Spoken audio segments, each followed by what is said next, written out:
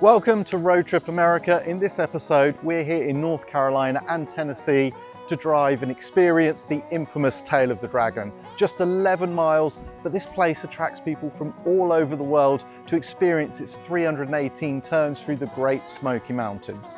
Back in 1760, the English were chased out of here and probably a lot of them killed and died somewhere in the hills. But I'm hoping to find friendlier locals because I'm not here to displace any people or steal any lands.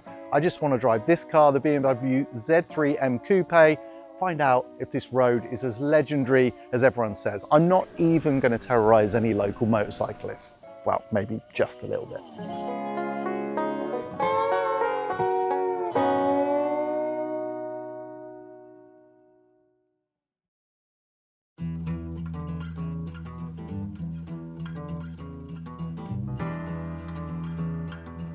Way before commemorative t-shirts and the pure recreation of the Tail, this was a forbidding landscape for settlers, and the route through the southern Appalachians actually followed trails created by the wildlife, a path of least resistance, but that didn't mean it was easy. Aside from the extreme terrain and sometimes brutal climate, there were volatile and often bloody tensions between would-be British settlers, the mighty Cherokee, and all sorts of bandits and bushwhackers.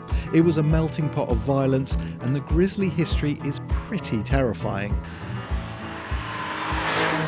Which is absolutely fascinating, but this is about the here and now, a time when the Tail of the Dragon is a place of joy and excitement. And we needed a car to match, something balanced, not too overpowered, small, relatively light. And to be honest, I need an excuse to drive the BMW Z3M Coupe again. Will you just look at it? It's hard to believe the BMW Z3M Coupe ever got the green light.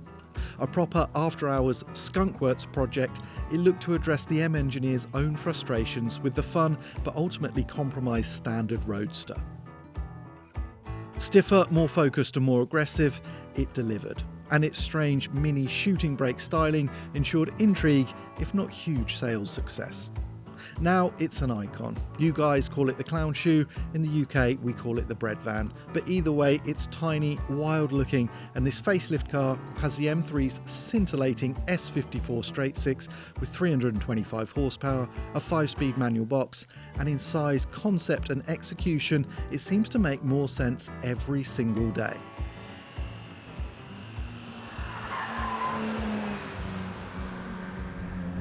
So you've made it here, you've got the right car, even if you haven't got the right car.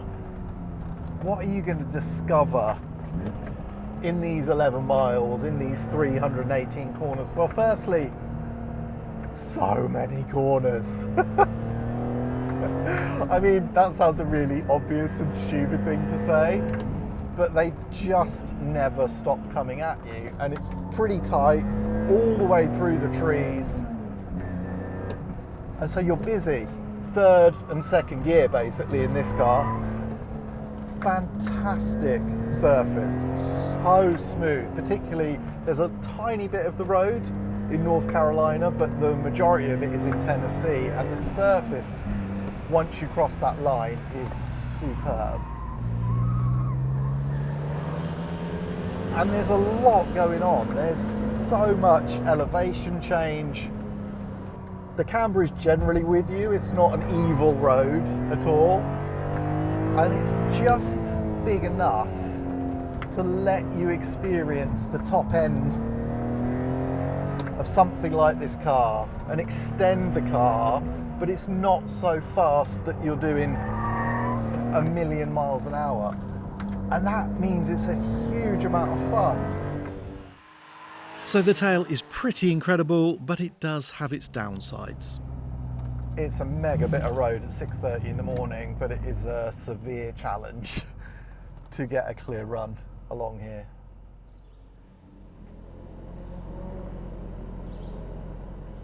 It's quite cool just sitting here and listening to the sounds of motorbikes and engines. Miata coming past, load of bikes. There's definitely a sense that this place is, you come here for this, which I really, really love. It's like, I always equate everything to the Nürburgring because that's my gold standard of like pilgrimages that you go to and they exceed your expectations and everyone's there for the same reason, and there's definitely a bit of that about this road. That sense of community is strong, and the whole area feels like a celebration of car and bike culture. I like that, but I don't think it's versus. We've been in harmony. You can buy the t-shirt, obviously, but there are other ways to commemorate your own road trip to the Dragon. So as you drive up the tail of the Dragon, you'll notice people positioned at the side of the road with cameras. Now, they're not here to report you to the police, they're actually here to get pictures of you and your car or motorbike. This is Darryl Cannon, aka Killboy. He started this whole idea really, and we're going to meet him and talk to him because he knows this road better than anyone. So you must have seen a big change over like 25 years up here. What's it like now in terms of traffic? How have you seen the scene here progress? It's really gone a lot from motorcycles to cars in the last 10 years. But when I first started coming up, it's been 25 years, and the first, decade, 15 years was mostly motorcycles. Started off mostly sport bikes, and then it kind of went into the harder cruiser scene, and now it's sort of balanced out on motorcycles, but almost like 50% now is car traffic, so sporty car traffic. So yeah, it's blown up a lot with the car scene. Okay, you're the man in the know. You sit here, or your guys sit here photographing. It's cool to be up here when it's busy to get the atmosphere, but if you wanted to just drive the Dragon, what time, what day would you be up here? Well, it's one of those things where everybody says one thing and then like go there on Tuesday, it's the best, and then Tuesdays end up flooding, right? So we have to be careful. But honestly, just between me and you and the crowd, late day, almost any day is really like the best time. Most people get tired right about now. You see how quiet it is, and the road stays warm and sticky until midnight. So anytime from about 5, 6 p.m. until past dark, even into the night, it's really nice, and there's a lot less traffic. I've seen the wall of woe down at Deal's Gap, and there are people who fall off. Or do you see that a lot over the course of a weekend? Yeah, I mean, given how many people are up here on a weekend, there's probably about a dozen or so people who go off the road at some point. But it's so tight, it keeps you in check. You just end up in a ditch on a motorcycle, or you hang a tire off in the car and gather it back up and keep going. There's a good dozen or so of those a week on a day on a busy weekend. Yeah. Okay, well, I'm going to try not to fall off the road, but while I'm here, I'd love it if I could have some proper Killboy photos. Do you mind taking some shots of me and my we're little gonna hold them hostage, and you're going to have to pay us. Okay, I'll pay. Yeah, I mean, expenses, so fine. All right, I'm going to get in the car. Thank you.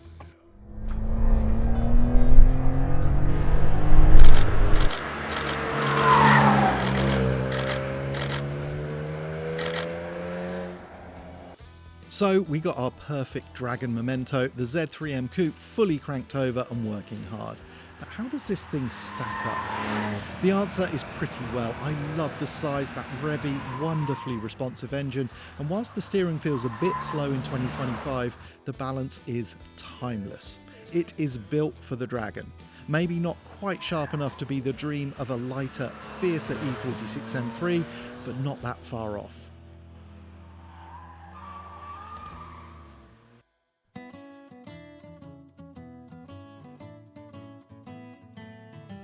This is the famous and highly recommended Topoco Lodge. This place is iconic around these parts, and unlike so many legendary venues that have faded glory but not much else, Topoco is gorgeous. It was built in 1930 to accommodate workers on the hydroelectric dams being built nearby. Now it's just a cool place to visit and does a killer breakfast, which is where we met Jasmine. And she wanted to see what our BMW could do.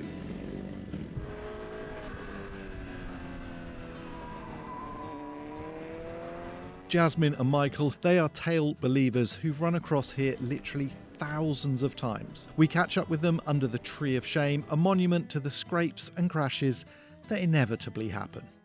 I've just chased Michael and Jasmine in the M Coupe across the tail of the Dragon, not very effectively, but it was fantastic to see. Tell us your story, Jasmine, because you guys are absolutely addicted to this place. So we love the Dragon. I'm actually a server down at Topoco, and I moved up here in 2020 after a trip that we made to the Dragon, and just kind of fell in love with the whole area, and I mean the scenery with it, the lifestyle, and it's just fantastic. I've probably put 47,000 miles on the Dragon. I'm obsessed. 47,000 miles is a lot when it's 11 miles in one direction. That is insane. Okay, well, I spend a bit of time at the Nürburgring, and there's a little dynamic between bikers and car guys. So how does that relationship work up here? Yeah, so there's a lot of cars that come here, many of them enthusiasts, just like the motorcycles are. And I would say it's very respectful for the most part, 99% of the time. The faster vehicle in front will recognize when someone quicker comes up behind them. As soon as they can, they'll signal, they'll pull off, and they'll be back on their way as well. Okay, and I've heard little rumours of times going over the top. I didn't realise people time themselves, and I'm sure you two never would. But what's the deal with that? Is there like a little local league? I wouldn't say there's a local league. It's a fun thing that happens among locals and people that hear. Like me, I'm from Florida. I heard about the Tail of the Dragon kind of on the wind, and you come up here and you find it and you fall in love with the culture and the people. We time it. Some of the cars do too. Yeah? Okay, tell me a good time. If you're I don't want to give people something to compare themselves. If you're between 10 and 11 minutes, you're doing really well. Yeah. If you're in the 10s, that's great. If you're below 10 in the 9s, somewhere you're riding the road very well, or driving it. Okay, so if you're in the 9s, there's a good chance you're going to have something up here on the Tree of Shame. Have you guys got anything up here? Yeah. Couple of bits? Mine was really just an accident. I was actually going 20 miles an hour and I hit oil dry from a wreck that had happened previously in the day, actually when I was doing breakfast, and it just took the front. I mean, it's like kitty litter. So Yeah. right on the ground. These things happen. Okay, well, it's been great for me to immerse myself in this place, seeing the relationship between the bikers and the cars, and the fact that everyone's just here to enjoy the road in the same way. I'm now going to go and obviously do a 8:30 or something over the top. So thank you for talking to us, and I'll probably have a bit of M Coupe up here soon.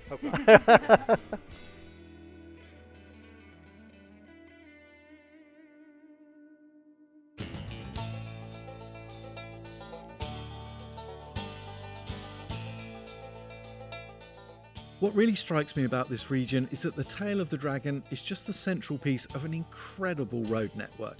There are hundreds of miles of quiet, beautiful and challenging routes. For me, the Tail is great fun, but it's just the start. And am I allowed to say there are maybe too many corners? The M Coupe and I need a break and some faster flowing time.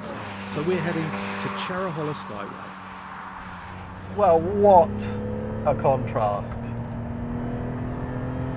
We drove away from the Tail of the Dragon, so many people, the gift shops, the merch.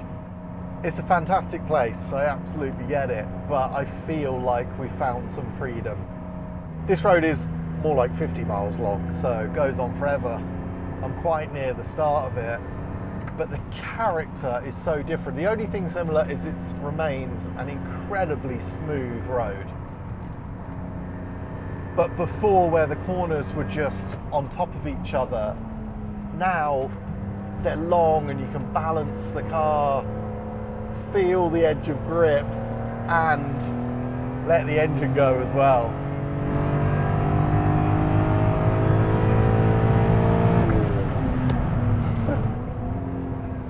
But it's still a test because some of the corners tighten up on you.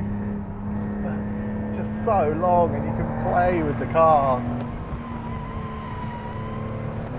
To have such different character roads so close to each other, we're only 15 minutes from Deal's Gap, probably 20 minutes, and yet it's like a different world. The scenery is similar, but once you get out of this tree cover, it just opens up, and instead of being in the depths of the forest, you are climbing up into the heavens on this absolutely mega bit of road. The car can find its range. Brakes feeling a little bit old after a long day on Tail of the Dragon, but can start to indulge in the balance, not just point and shoot, but actually let the car flow. And the M Coupe does just that. The reputation for a spiky balance seems undeserved on here, where the chassis is loaded through long corners, and you seem to be able to manipulate it so cleanly.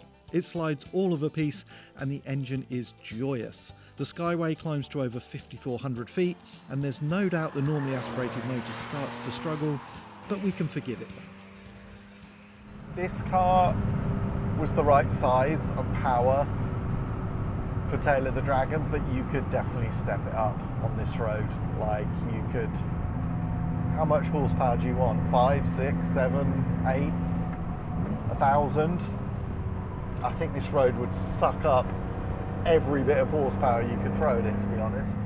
I'm really happy to have rediscovered this car. I haven't driven one for such a long time. And some things are just as I remember. The tiny bit of frustration that it's just not quite the 911 Eater that on paper it could have been.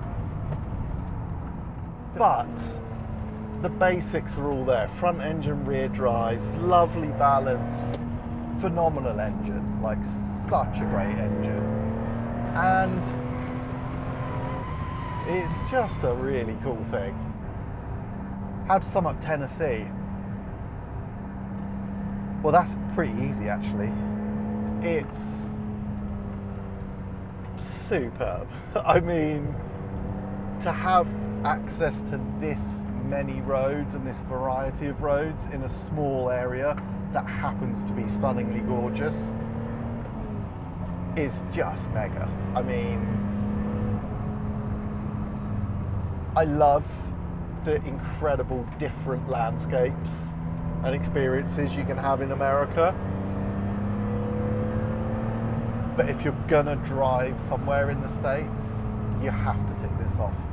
You absolutely have to come here. It's so good. Tennessee, for roads, for scenery, for the vibe, it's got to be a 10 out of 10, I think. This place is fantastic.